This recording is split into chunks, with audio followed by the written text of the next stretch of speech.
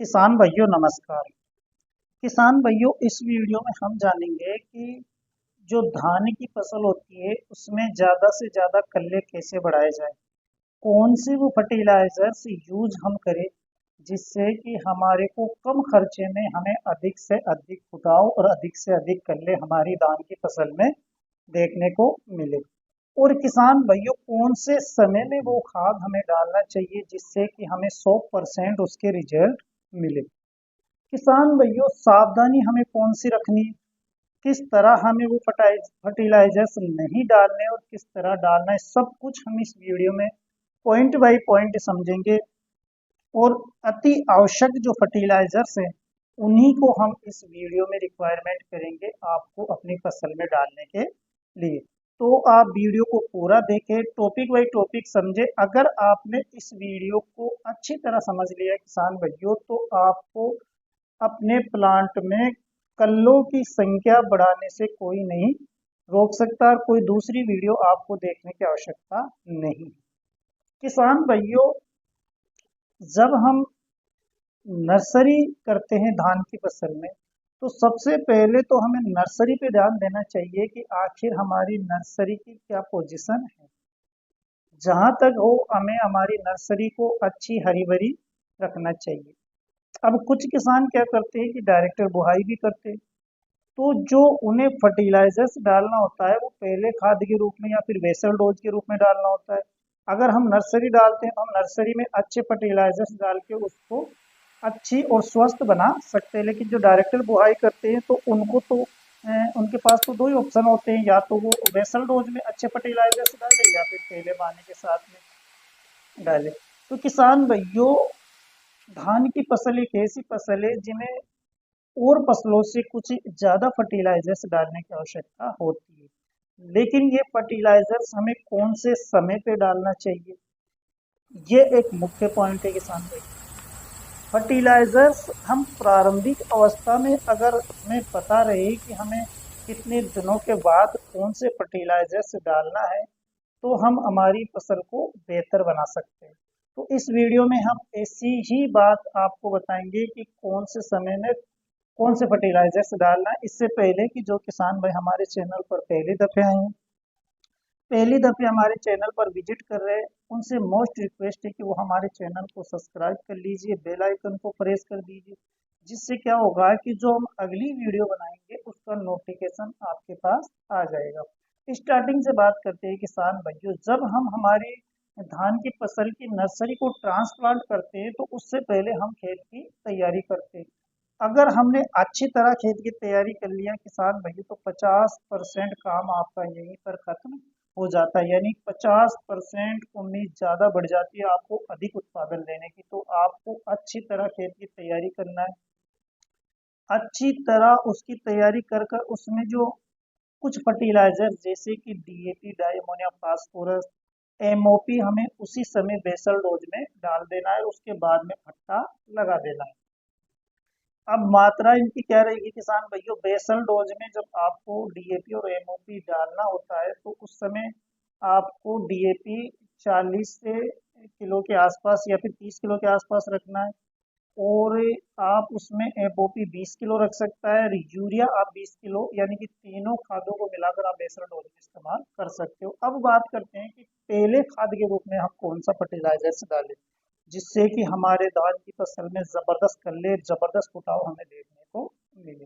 तो किसान भाइयों यूरिया हमें पहले खाद के रूप में अति आवश्यक देना है। आवश्यक नहीं अति आवश्यक, यानी कि बहुत ही ज्यादा रिक्वायरमेंट पौधे को प्रारंभिक अवस्था में होती है नाइट्रोजन की। तो आपको यूरिया हर हाल में पहले खाद के रूप में देना है।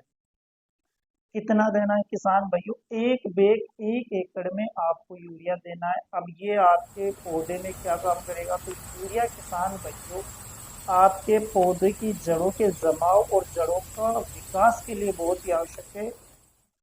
क्लोरोफिल आपके पौधे में बढ़ाएगा। जितना हरा आपका पौधा रहेगा किसान भाइयों उतने ही ज्यादा स्वस्थ रहेगा, उतने ही ज्यादा उसमें कल्ले देखने को मिलेंगे। यही अवस्था होती है किसान भाइयों, इसी अवस्था में आप अपने पौधे को स्वस्थ रख लेते हैं तो 30 से 40% आपका उत्पादन बढ़ने के चांस होते हैं। अब पहला खाद आखिर यूरिया तो आपको देना है पहले खाद के रूप में, लेकिन देना कितने दिनों के बाद है? तो पहला खाद जब आप बुआई करते हैं किसान भाइयों, तो उसके 12 से 15 दिन के बीच में पहला खाद आपको देना है। तो फर्स्ट खाद यूरिया होगा। दूसरे खाद के रूप में आपको जो जिंक सल्फेट आती है किसान भाइयों, वो जिंक सल्फेट 33% वाला देना है। 7 kg आपको 1 एकड़ में जिंक सल्फेट देना है किसान भाइयों। ये एक मुख्य पोषक तत्व है धान की फसल के लिए। धान की फसल हो या किसी भी फसल हो किसान भाइयों, पौधे को अपने सर्वांगीण विकास के लिए 17 पोषक तत्वों की आवश्यकता होती है, जिनमें 6 मुख्य पोषक तत्वों की आवश्यकता पौधे को सबसे ज्यादा होती है, जिसमें nitrogen, phosphorus, potassium, zinc, sulphur, इनकी आवश्यकता किसान भाइयों ज्यादा होती है। तो जिंक सल्फेट को आपको 7 kg 1 एकड़ के हिसाब से पहले खाद के रूप में देना। ये आपके पौधे की जड़ों का जमाव और पौधे की जड़ों का विकास करेगी किसान भाइयों।